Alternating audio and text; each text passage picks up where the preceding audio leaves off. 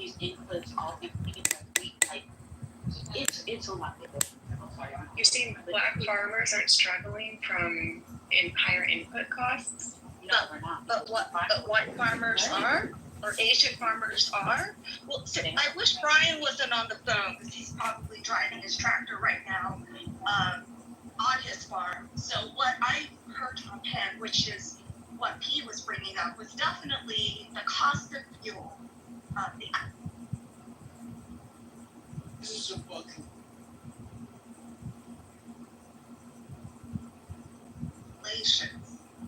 Regulations that make the farmers have to alter their actual business model, and politicians don't take that into account when they're looking at how can we save the world. So yes, I totally agree. There are definitely outside factors. I think it's odd that you're saying black farmers don't have this. So do Asian farmers have this? I don't know. Okay, I understand it's jarring. It's just like our answer. Can we be specific, please? No, hold on. I'm saying black farmers don't deal with this because if we realize the fuel costs are getting too high, guess what we do? We find a workaround to it. And I think that's what I'm saying is a lot of people are so used to doing certain things a certain way, having bad business practices, that when something happens, they can find a workaround.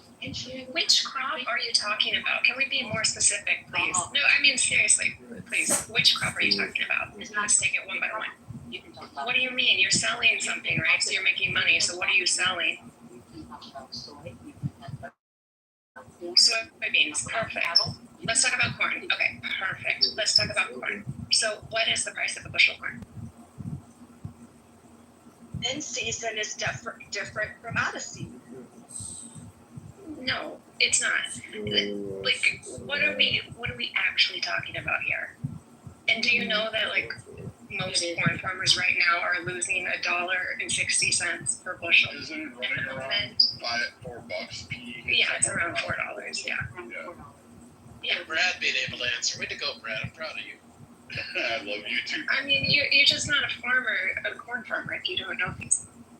No, I'm not a corn farmer. My family's always been into the house, ranching and things like that. But once again, I keep saying what you're saying is Peter, you have a lot of so help them run it, operate their thing, and now getting upset because a lot of this has been slashed, and now because those government systems can't use to make a profit, they now have to use it to pay people, which they were already speaking out on, leads to this bad business practices. No, the cattle market is strong right now. I mean, can you say something? Like this is what I've been saying. Like y'all have to find a workaround. If you realize that your fuel input is starting to get to be too much, guess what you have to do? You have to find other ways to harvest your crop. But all farmers do Can that. you tell me how to find another way? No, yes, thank you. So can you tell me practically, like, let's say the fuel costs are very high and I'm farming 10,000 acres of corn. What is the workaround for that? Electric combines? Whatever workaround there may be, I cannot fathom how this is a racial thing. How is this a black thing? I don't get it. But It was. I'm just going to repeat what Mrs. Clark said. Her argument was black farmers, they find a workaround to the issue to solve to get a better bottom line than compared to other. Yeah, I don't All think farmers do that. I don't think that she was trying to be like, oh, black farmers gonna deal with this type of thing. It was like, to be honest, like a lot of the black farmers and ranchers and stuff like that, they don't have large operations. Their operations are really, really small. So a lot of those people who do this stuff, a lot of them don't.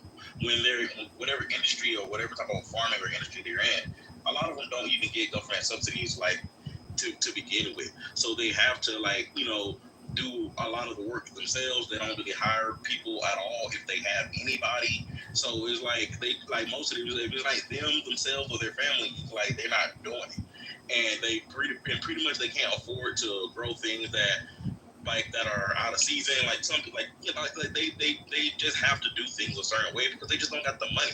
They're not that big. A lot of them don't have these really expensive tractors that like for example, like you go get a John Deere tractor and it only can be fixed by John Deere because it's got proprietary software and shit in it, and that shit costs a fucking lot of money to get fixed when it goes down. Like some of these smaller farmers, regardless of race, can't afford that.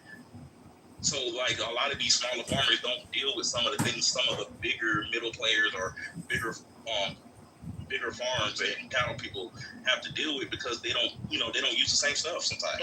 But Aaron, that's across it because like Bridgeforth Farms out in I forget where they're Alabama, Georgia, somewhere around there. That's a 10,000 acre multi-generational black-owned farm. It's one of the, I think it might be the largest black-owned historically. I can't even be sure. I'd have to like use the Google and some people just use ChatGPT, but like they have equipment there, and even many small farmers. Like if you ask them, they're not going out and spending $100,000. In fact, they can find resources. Like during harvest season, they'll share equipment. They'll work together to actually bring in the crops. I mean, like even in regions of Minnesota, Montana, Dakotas, you will see tractors flying across the roads going to various farms because they'll share equipment, they'll share labor, and to bring in their harvest to help the community grow because they realize that, hey, not only do I have to get my crop in, but I also need my neighbor to make sure they bring theirs in order to keep this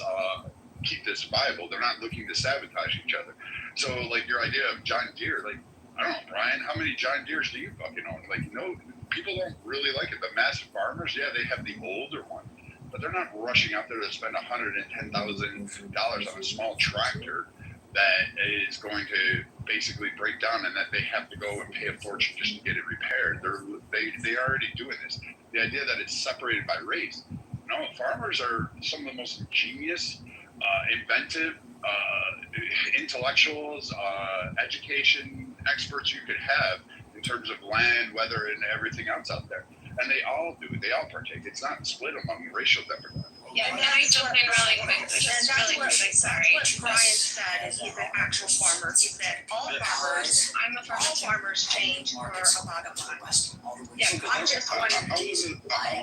Hold on, Aaron, 1 second. Trying to be racial. No, I know, I'm responding to your point actually, because that's the way you said it is perfectly fine, which has to do with size, right? And you're not doing big commodity crops like corn, soybeans, whatever. But if you're talking about a small farm that is, you have some cattle, this or that, and the cattle market's strong right now, that is a completely different animal than someone who is farming, 10,000 acres. But it has nothing to do with race. That's all I think. That's the point I was. That's the point I was making. Like, it doesn't have anything to do with race. That goes to what Ms. Clark is. Like, and that's what I'm trying to bring it to what Ms. Clark was saying. A lot of these black farmers aren't big farmers. They do like some of the smaller stuff, like I was talking about, because they can't afford to do anything bigger. Like, yes, like how Brad was saying, like you do have some that are like have these 10,000 acre ranches. Yeah, but that's not a large population of black farmers. Well, there's less than 2% of farmers in America. Oh, are you not done there? Sorry. Oh, my bad. Yeah, go ahead. Oh, okay. Yeah, I mean, when you start talking about small farms, I mean, less than 2% of America are farmers right now, and 1 in 50 kids are going back into agriculture of people who are in agriculture. So we're just getting less and less because we have the equipment. A small farm anymore, 150 cows, that's nothing. That's a small farm. You do that without a tractor. And the same thing when you start talking, when you get into produce farming and some of that, it's a lot more hands-on labor. So it does take more infrastructure and people to make that happen. When you start talking about cattle and row crops, you have bigger equipment. Yeah, one tractor costs $100,000. And no, that's not one that's locked out by John Deere or Case or Kubota from the right to repair. A lot of that's just protecting their Tier 4 and DEF emissions software. I can repair my own tractors about 80% of the time. But a lot of the time, I don't have time to tear a tractor apart and replace the transmission, a 3-day job, because I have cattle, I have livestock that need taken care of. So if you want to talk about it from the scale side, absolutely. But let's just remember, all farmers are working together, and they are very inventive and make things work that don't work in a lot of sectors because they make sacrifices. And usually the least paid person is the actual owner. Totally. Yeah, and that's the reason I push back on Mrs. Clark and Hunt, because this idea that there are these big corporate farms that are just greedy and taking money, and that's why groceries have gone up. That's not the case. Like, if you look at the actual people who are farming corn in America, these are family farms, like essentially all of them. And sure, they're specialized and they have $1 million combines and things like that, but they are not making a profit right now. I mean, literally losing money to, as they plant their fields and as their corn's growing right now. They're not going to make any money this year. And so it's just that, like, if you're not understanding how high the inputs have gotten, you're just not understanding the reality of the situation.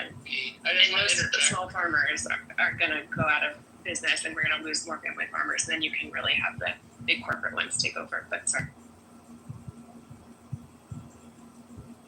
Oh, you gotta go.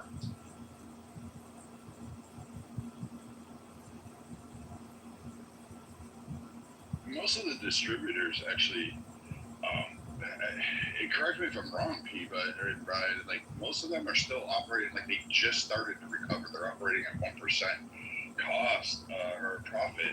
They actually were taking a bath for a long time, operating in the red since the pandemic and trying to get back those costs.